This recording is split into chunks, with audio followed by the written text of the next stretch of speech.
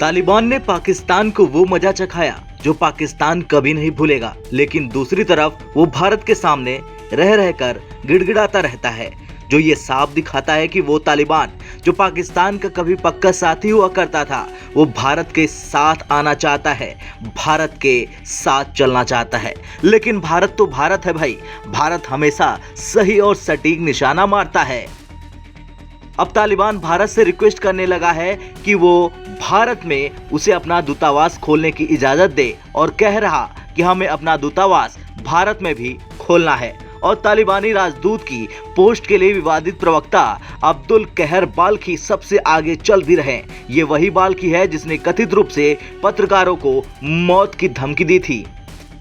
दरअसल तालिबान ये तब से चाह रहा जब से भारत ने अपने काबुल स्थित दूतावास को फिर से खोल दिया है, और अब इसी वजह से तालिबान भारत के सामने रो रहा कि उसका भी राजदूत नई दिल्ली में तैनात किया जाए।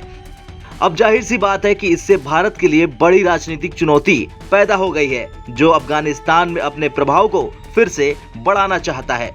चलिए अब जानते हैं कब से तालिबान भारत से ये रिक्वेस्ट कर रहा दूतावास खोलने वाला।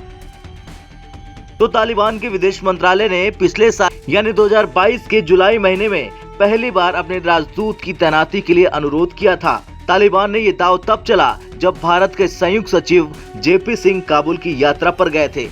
अब जेपी सिंह की इस यात्रा के बाद 3 भारतीय राजनयिक और स्थानीय स्टाफ अब काबुल में भारतीय दूतावास में तैनात है। इनकी सुरक्षा के लिए आईटीबीपी के करीब 80 जवान भी काबुल स्थित दूतावास में मौजूद हैं। ये भारतीय अधिकारी अफगानिस्तान में खाद्यान्न और दवाओं की भारत की ओर से दी जा रही मानवीय मदद की देखरेख कर रहे हैं। यही नहीं, भारत अब कंधार में भी अपने महावाणिज्यिक दूतावास को खोलने पर विचार कर रहा, जिसे अशरफ गनी सरकार के पतन के बाद बंद कर दिया गया था। बता दें, जो रिपोर्ट सामने आ रही है वो काफी चौंका देने वाली है, क्योंकि सबसे बड़ी बात यह है कि तालिबानी अधिकारी भारतीय खुफिया एजेंसियों के साथ भी संपर्क में है। तो वहीं तालिबानी प्रवक्ता बाल्खी का नाम जब से सामने आया है तब से चारों ओर हड़कंप मचा हुआ है। लेकिन सच्चाई तो ये है कि बाल्खी के बारे में बहुत कम जानकारियां है।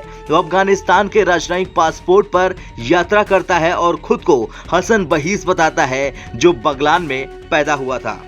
वैसे तालिबान बार बार भारत के साथ दोस्ती की बात करता है और पाकिस्तान को आए दिन धोता रहता है, खास तौर से बिलावल भुट्टो जरदारी को।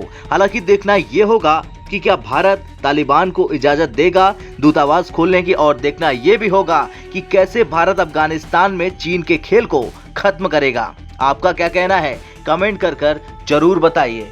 ब्यूरो रिपोर्ट, भारत तक।